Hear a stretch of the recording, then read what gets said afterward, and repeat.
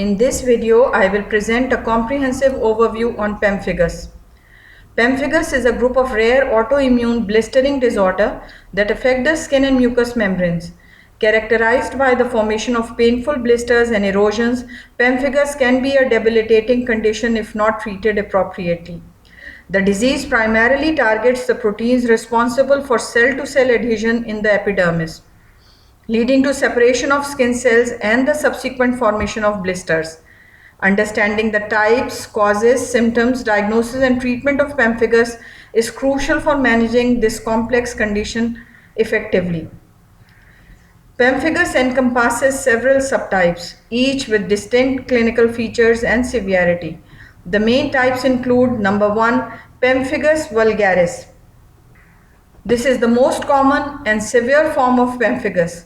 Pemphigus vulgaris primarily affects middle-aged and older adults. It typically begins with blisters in the mouth and can spread to the skin and other mucous membranes. Symptoms include painful blisters and erosions on the skin and mucous membranes, including the mouth, throat, nose, eyes, genitals, and anus. The blisters are fragile and easily rupture, leading to raw open sores. Type number 2 is pemphigus foliaceus. Pemphigus foliaceus is a less severe form of disease that primarily affects the skin. It does not typically involve mucous membranes. Symptoms include superficial blisters that develop on the skin, often on the scalp, face, chest, and back. The blisters are more likely to cause crusting and scaling rather than deep erosions. Type number 3 is paraneoplastic pemphigus. It is a rare and severe variant of pemphigus associated with an underlying malignancy such as lymphoma or thymoma. Paraneoplastic pemphigus is considered a paraneoplastic syndrome, meaning it is triggered by a cancer. Symptoms include painful blisters and erosions on the skin and mucous membranes, as well as severe inflammation of the lungs causing bronchiolitis obliterans, which can lead to respiratory complications. Type number 4 is IgA pemphigus.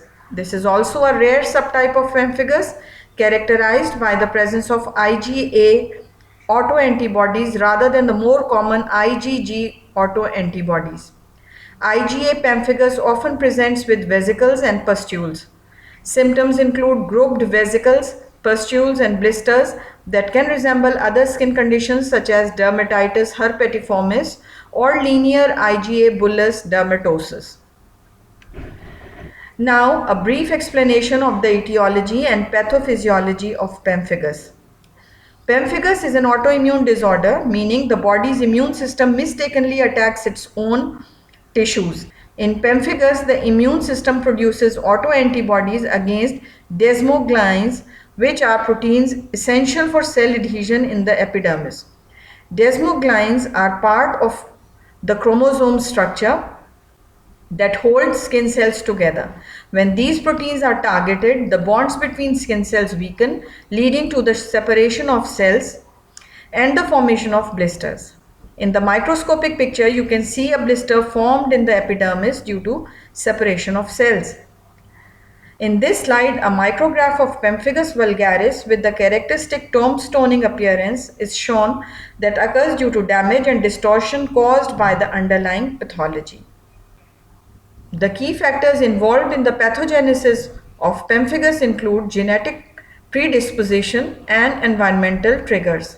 Certain genetic factors may increase the risk of developing pemphigus. For example, individuals with specific human leukocyte antigen types are more susceptible to the disease.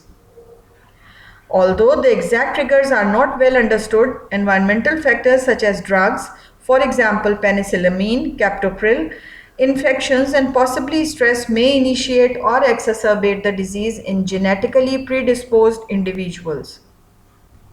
Diagnosis. Diagnosing pemphigus involves a combination of clinical evaluation, laboratory tests, and histopathological examination.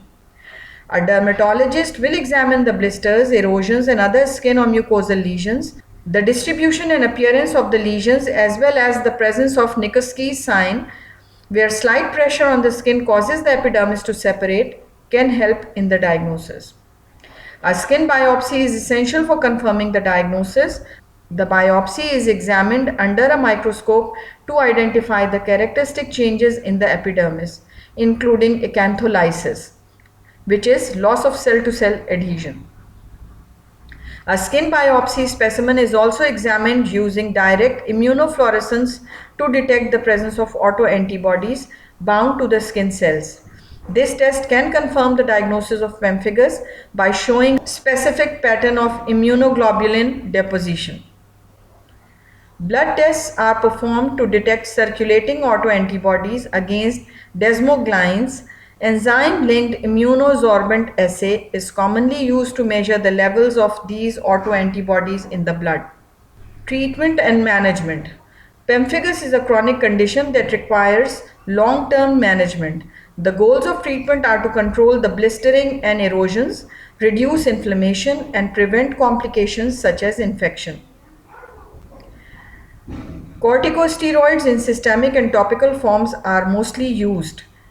High-dose oral corticosteroids such as prednisone are the mainstay of treatment for pemphigus. They help reduce inflammation and suppress the immune response. Due to the side effects associated with long-term corticosteroid use, the dose is gradually tapered once the disease is under control. In milder cases or localized lesions, topical corticosteroids may be used. Immunosuppressive agents like azathioprine and cyclophosphamide. These immunosuppressive drugs are often used in conjunction with corticosteroids to reduce the required steroid dose and achieve better disease control. Rituximab is a monoclonal antibody that targets CD20 on B cells. Rituximab has emerged as an effective treatment for pemphigus, particularly in cases resistant to conventional therapy. Biologic therapies include intravenous immunoglobulin and plasmapheresis. Intravenous immunoglobulin can be used as an adjunctive treatment in severe cases or when other treatments are not effective. Plasmapheresis involves removing autoantibodies from the blood and is sometimes used in conjunction with other therapies. Supportive care is needed that comprises wound care, pain management, and nutritional support. Proper wound care is essential to prevent infections and promote healing of the skin erosions. Pain from blisters and erosions can be managed with analgesics and topical anesthetics. Oral lesions may make eating difficult, necessitating a soft diet or nutritional supplements. The prognosis for pemphigus varies depending on the subtype, severity, and response to treatment. With appropriate therapy, many patients can achieve remission, although relapses are common. The introduction of new therapies such as rituximab has significantly improved outcomes for patients with pemphigus. Potential complications include infections, side effects of treatment, scarring, and pigmentation changes. Open sores from ruptured blisters are susceptible to bacterial infections, which can lead to serious complications if not treated promptly. Long-term use of corticosteroids and immunosuppressive agents can cause significant side effects including osteoporosis, diabetes, and increasing susceptibility to infections.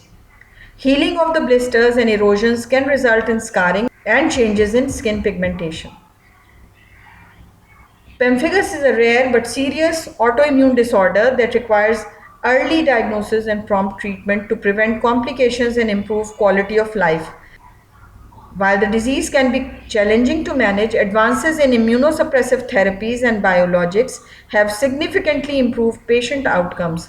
A multidisciplinary approach involving dermatologists, immunologists, and other specialists is often necessary to provide comprehensive care for individuals with pemphigus. By understanding the various aspects of the disease, patients and healthcare providers can work together to achieve the best possible outcomes. Thank you for listening. If you like the video, make sure to drop a like. Let me know if you have any suggestions in the comments below. Recently, I have published a book on general pathology lecture notes. It will be greatly beneficial for students wanting to quickly revise basic concepts of general pathology. The link is given in the comments below, so you can go and have a look.